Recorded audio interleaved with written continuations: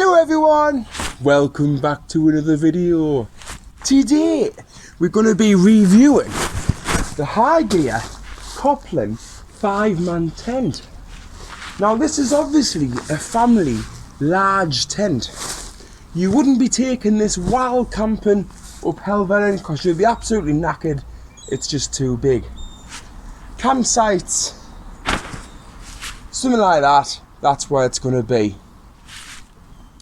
I'm going camping in a couple of days. I'm going to put it up, review it for you, and we're also going to go through some of the checks that you should be doing before you go camping.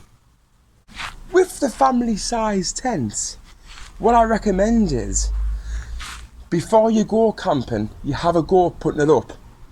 There's been many times I've been at the campsites where you see the families rack up and they haven't got a clue how to put up the tent. They're arguing with each other, they're fighting with each other. It's just not a good experience. Get it up at home, over the park, in the fields, in your garden, then you know you're experienced. Then you won't look like a prat putting it up. I'm going to show you the first steps to make it a lot easier. Let's go. Now the tent that we've got today, it's only 3,000 HH. Hydrostatic head, which is probably about bog standard for a family 5-man tent. It's got the instructions on the front here, so always look at the instructions before you put the tent up. So let's have a look at the features. Simple to pitch. Front and side entrances. Electric cable access point. Now that's like a kind of a posh feature, isn't it? There'll be a little zip at the side of the tent, and that's where the electric connection point cable will run through into your tent.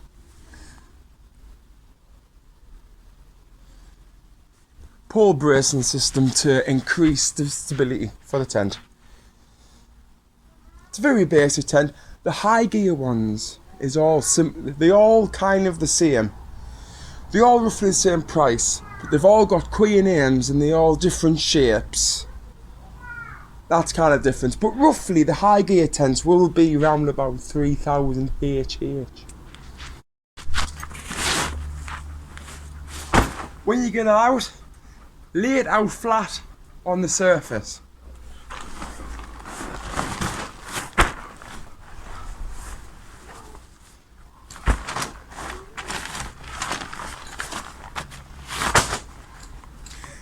Ensure all components are there.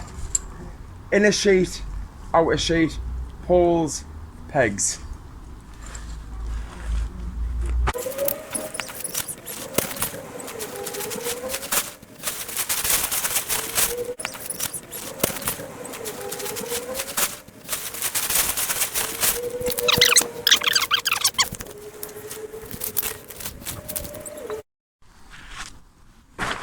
When you're putting your poles in, it's always best to check if one of them or two of them is different to the rest of the poles.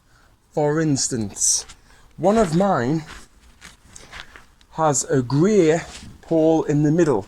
Now that's going to indicate that on some part of this tent, this is going to fit into that. Fortunately, this tent has got the grey in the middle, so that's where that one's going to go. So immediately I'm going to put that on that spot so I don't get it mixed up. That's another good starting point. Another good starting point of before you get everything ready with the tent and get it put up is sort your guidelines out.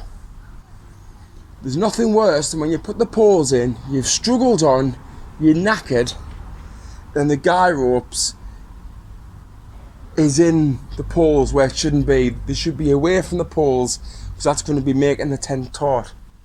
So check the guy ropes first, make sure you're in the correct position.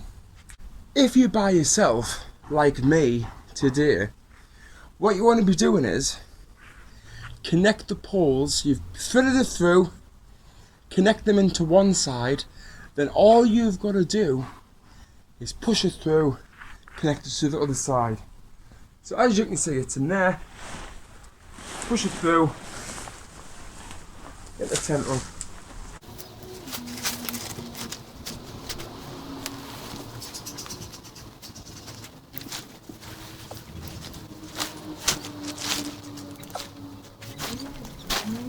Right, my tent's up now, but it's not up fully. I haven't got every peg in every side. It's just up, and it's taut. That'll do for now. Right, now we're going to go through with the things that you should be checking for before you go camping. Let's go around the tent and have a look. So going around the tent, you want to be checking all guy ropes are all in order. Make sure they can all stretch out. It's going to make the tent taut. Just check the air vents, make sure there's no rips in it, because these are always quite delicate. You want to be looking at the clips for the poles. Now if you're missing a clip, it's not the end of the world, but it will have some sort of effect on the tent. Each tent is designed to have so many clips, and if one of them clips is missing, it will have a slight effect, but not a lot. As you can see on my tent last year, I had to do a bit of a bodge job. We were camping and the tent started to leak through the seam right there. The next day when it dried up, I put some of that on and it worked. So that's it. It did the job. Always have some duct tape. You're going around the tent, again, you're just checking the seams, make sure there's no rips in it. You're going down, checking each part where the connection points are to the tent. The stitching is okay. Going around the tent. I will be cleaning this tent today at some point, but at the minute I'm just doing my visual checks. Again, all guy ropes, they're all there. They all connected to each pole and hook. Again, that is the airflow into the tent. Going round, the guy ropes are fine there. Now, again with these tents, you can pull this and you can make it tighter when it's fully up. Like I said, I'm not going to put it fully up. I don't see the point. It just means I've got to do more work.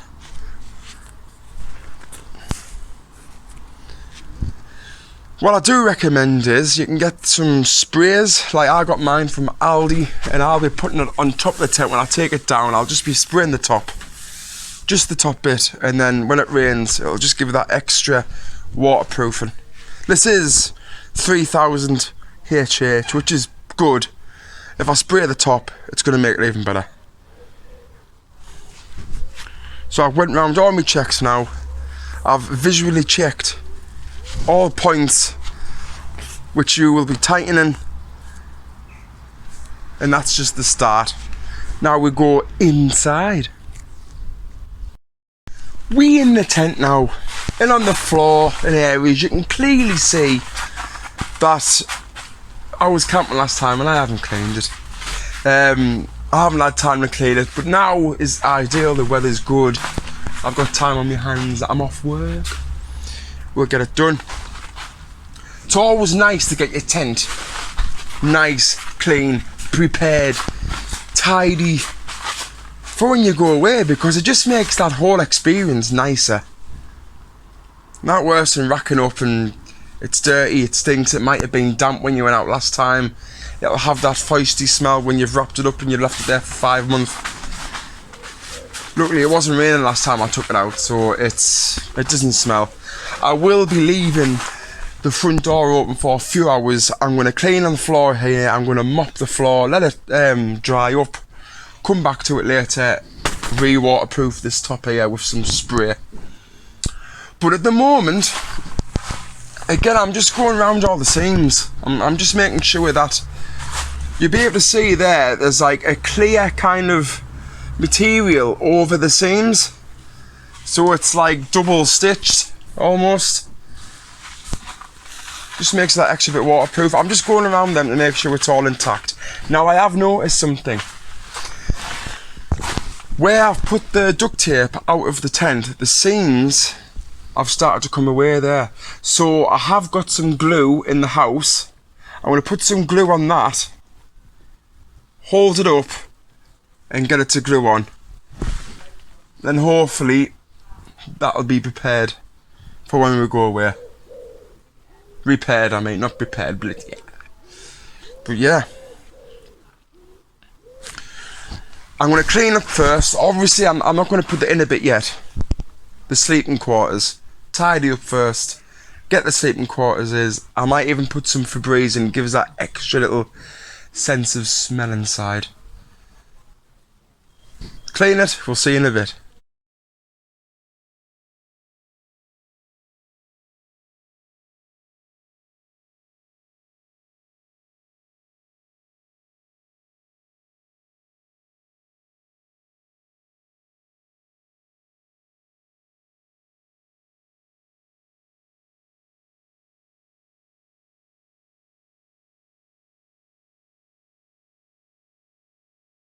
I've went round all the sides, all the seams, got the glue. I've done everything that needed to be done. We're going to put the inner bit down, the inner bit in now.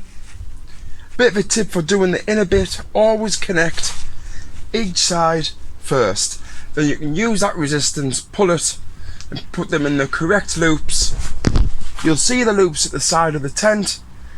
Putting them in first and that'll give you an idea of where each one goes. Sometimes you can get a bit mixed up of which holes they go in. So that's what we're going to do now, and then we'll be cleaning inside that.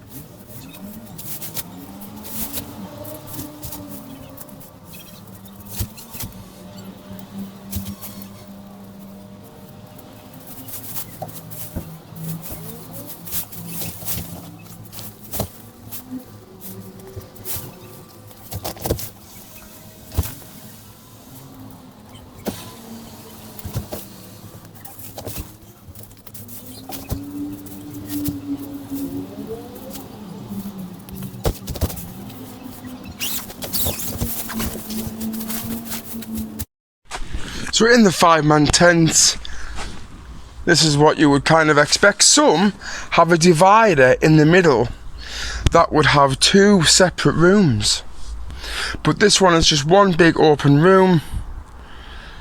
The last time we had this, we had 2 double air beds in it, and it fit absolutely perfect.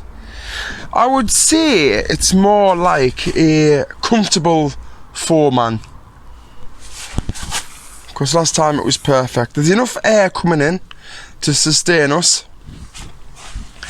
We often leave this bit open, so it's just the mesh. That also gives it some more breeze to come in, so all your stinking get out. But I'm very happy with this tent.